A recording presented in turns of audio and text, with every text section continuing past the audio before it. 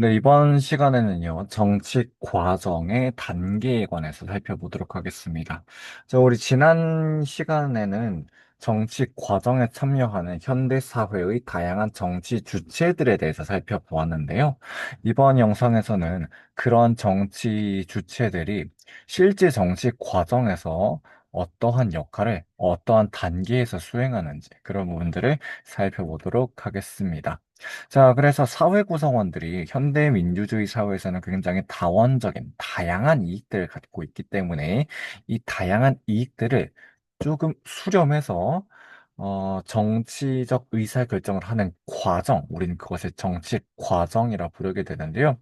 바로 이 정치 과정에 참여하는 정치 주체들은 이런 게 있다라고 지난 시간에 살펴보았습니다. 정치 주체는 크게 6가지가 있다라고 말씀을 드렸는데요. 그중에 국가의 정책 결정 및 집행 과정에 직접 참여하는 주체를 우리는 국가기관이라고 부르기 때문에 공식적으로 정치 과정에 참여한다고 해서 우리는 국가기관을 공식적 주체라고도 불렀습니다.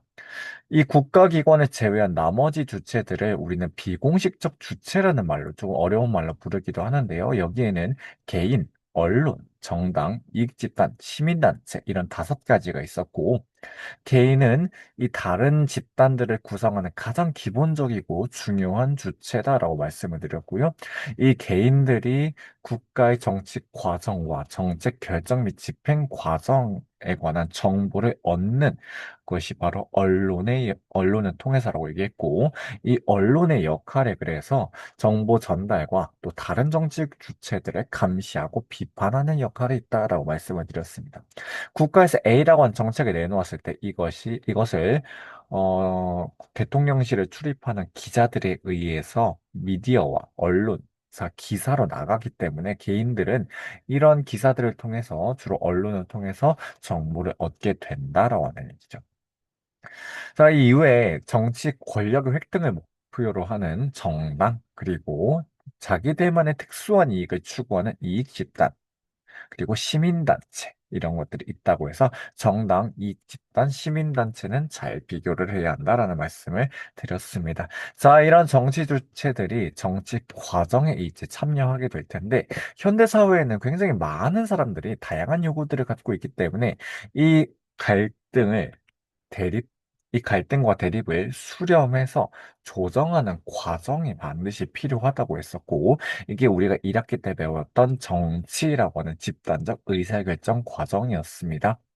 자, 그래서 바로 이런 의사결정 과정, 갈등의 조정 과정이 바로 정치 과정이라고 하는 건데, 이 정치라고 하는 것들을 통해서 우리는 갈등과 대립을 수렴하기 때문에, 조정하기 때문에 장기적으로는 사회를 통합시키고 조금 더 나은 방향으로 발전시킬 수 있다라고 얘기를 했었죠. 선생님, 사회 통합까지는 이해가 되는데 사회 발전이 이해가 안 됩니다.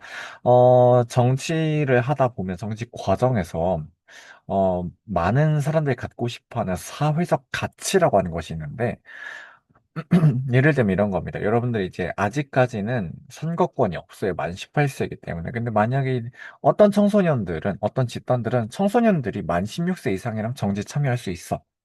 아니야.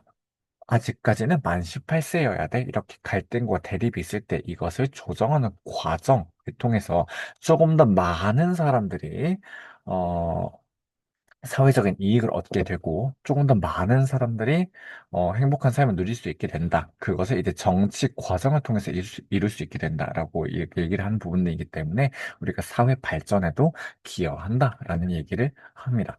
자, 이렇게 다양한 정치 주체들이 참여하는 정치 과정의 단계는 이렇게 5단계에다가 한 단계를 추가해서 환류 단계까지 6단계로 정리를 해볼 수가 있습니다.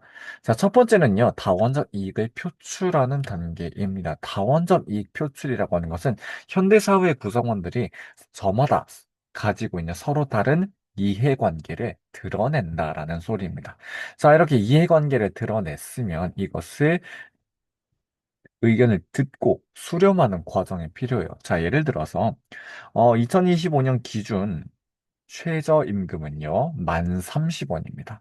근데 만 30원을 가지고 요새 밖에 나가면 음식 12,000원, 만 3,000원, 만 4,000원 이렇게 넘어가는 경우가 많은데, 한 시간을 일을 해도 밥 한 끼 제대로 먹을 수 없다라고는 의견들이 있게 되는 거죠. 이런 경우에는. 자, 그래서 사회 구성원들의 의견이 나뉘게 될 겁니다. 아니, 한 시간 일해서 밥 한 끼 제대로 못 사 먹는 게 말이 되냐? 만 30원에서 더 올려야 된다라고 이해관계를 표출하는 사람도 있는데 비해서 아니야 그렇게 되면 노동자들이 그렇게 만 30원 이상 가져가는 거 뭐 그럴 수 있는데 그렇게 되면 고용주는 무엇을 먹고 사냐? 사용자는 무엇을 먹고 사냐? 그래서 이들 간에 갈등이 있게 되면 이걸 조정해야 되는 거죠.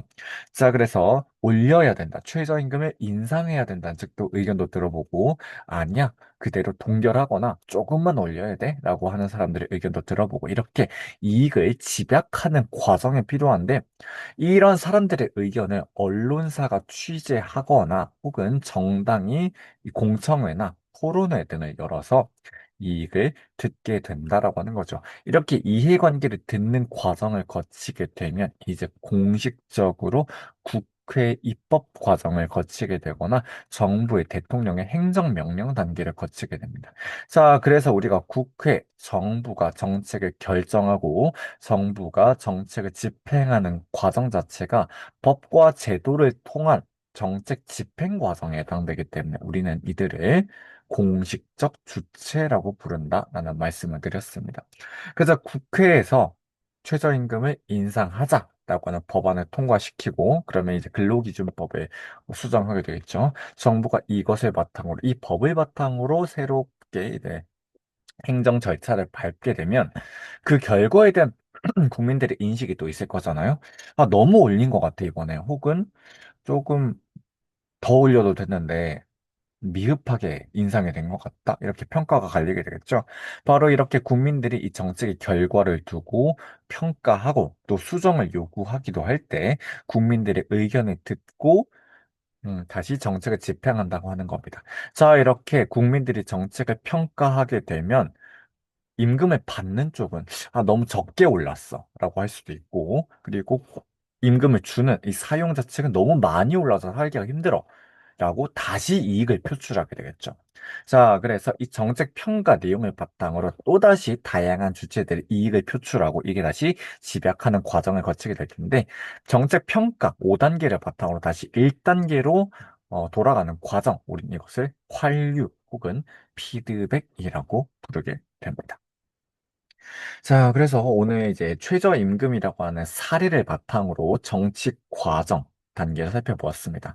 현대 사회에 있는 다양한 이익 집단을 비롯한 정치 주체들이 정치 과정에서 어떠한 방법으로 어떠한 역할을 수행하는지 살펴보았습니다. 굉장히 중요하고 또 굉장히 세밀하게 여러분들 보셔야 되는 부분입니다. 그래서 본 수업 시간에는요, 교과서 190쪽에 있는 사례들을 조금 보면서 정책 과정의 단계들을 좀 세밀하게 다시 살펴보도록 하겠습니다.